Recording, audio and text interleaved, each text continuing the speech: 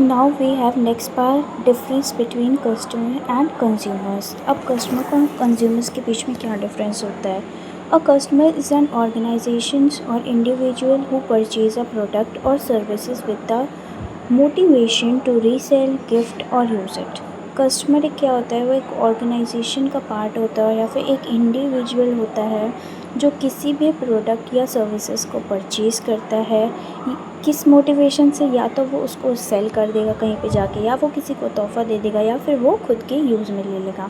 अब इसी का दूसरा कस्टमर क्या होता है, he always make a payment. कस्टमर हमेशा पेमेंट करता है। A consumer is anyone that uses a product or services but they don't always pay for it. But एक कंज्यूमर क्या होता है, वो एक ऐसा पर्सन होता है जो ऐसा नहीं है कि वो हमेशा प्रोडक्ट और सर्विसेज को यूज़ करता है, ऐसा नहीं है, पर वो ऑलवेज़ पेमेंट नहीं करता है। बिकॉज़ वो कंज्यूम कर रहा है कि नहीं कर रहा है ये मायने नहीं रखता है। अब अगर उसने किसी को जाके बेच दिया तो उसको कोई नुकसान हुआ नहीं हुआ ना, उसको तो उस चीज़ का पे मिल गया। दैट्स वाई यहाँ पे बिटवीन बोला गया कि कस्टमर और कंज्यूमर्स में क्या पे होता है।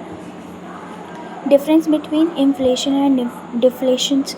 अब इन्फ्लेशंस का मतलब और डिफ्लेशंस का मतलब क्या होता है, are opposite phenomena of price changes in an economy. ठीक है, ये एक ऐसा फिनोमेना होता है, ये दोनों आपस में अपोजिट्स होते हैं। इन्फ्लेशन बढ़ेगी तो डिफ्लेशन कम होगी, ये बढ़ेगा तो वो कम होगा। ठीक है, ये किससे रिलेटेड होता है, ये इकोनॉमी में प्राइस से रिलेटेड होता है। Inflation is an increase in the general price of the goods and services. Inflation क्या काम करता है, ये इंक्रीज़ करता है किसके प्राइस को, एक जर्नल प्राइस को, गुड्स और सर्विसेज का जो एक नॉमिनल प्राइस होता है। मान लो अब हमें पता है पार्ले जी बिस्किट 5 रुपीज़ का मिलता है, ठीक है, अब हम लोग अचानक से उसको 10 रुपये का कर दें तो ये हो गया इन्फ्लेशन की नॉर्मल जर्नल प्राइस को ये बढ़ा के ज़्यादा कर देता है।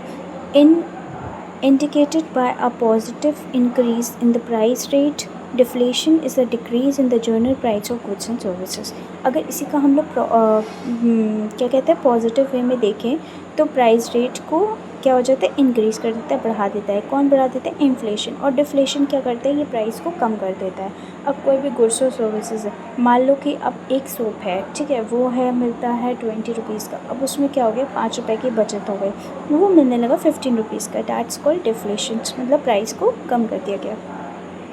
Indicated by negative price rate. ठीक है, ये किसको इंडिकेट करता है, ये नेगेटिव को पे करता है क्योंकि प्राइस कम हो गया। ठीक है, और इन्फ्लेशन किसको करता है, वो पॉजिटिव को करता है बिकॉज उसने प्राइस बढ़ा दी। Deflation, okay, so both can have negative impacts on the economic growth when causes it excess. अगर ये दोनों ही चीज़ हद से ज़्यादा बढ़ जाए, मतलब कि इन्फ्लेशन और डिफ्लेशन अपनी जगह हद से ज़्यादा बढ़ जाए, तो ये इकोनॉमिक ग्रोथ पे इम्पैक्ट डालता है, नेगेटिव इम्पैक्ट डालता है। ठीक है, इन्फ्लेशन बहुत ज़्यादा बढ़ जाएगी तो आम पब्लिक को दिक्कत होने लगेगी, और डिफ्लेशन भी बहुत ज़्यादा बढ़ जाएगा तो सरकार को दिक्कत होगी।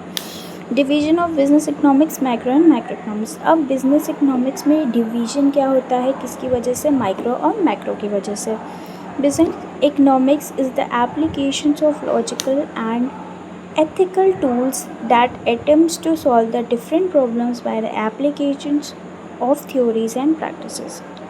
अब बिजनेस इकोनॉमिक्स एक ऐसी एप्लीकेशंस होती है जो लॉजिकल और एनालिटिकल रूल्स पे चलती है। ठीक है, मतलब बिजनेस इकोनॉमिक्स का जो भी चीज़ होता है उसका एक लॉजिक होता है, उसका एक रूल बना होता है, उसकी एक एनालाइज किया जाता है कि उसको कैसे सॉल्व करना है, और जो भी मैक्रो में दिक्कत आती है उसे कैसे सॉल्व करना है, ये सारी चीज़ें वो देखता है। ठीक है, अब it is important to study the concept of micro economics and macro economics. अभी बहुत ज़्यादा ही ज़रूरी है हम लोगों को ये पढ़ना, किसका कॉन्सेप्ट, माइक्रो इकोनॉमिक्स का, मैक्रो इकोनॉमिक्स का कॉन्सेप्ट पढ़ना, बिकॉज़ ये बहुत ही ज़्यादा मेजर एंड इम्पॉर्टेंट पार्ट है फ्रेंड्स।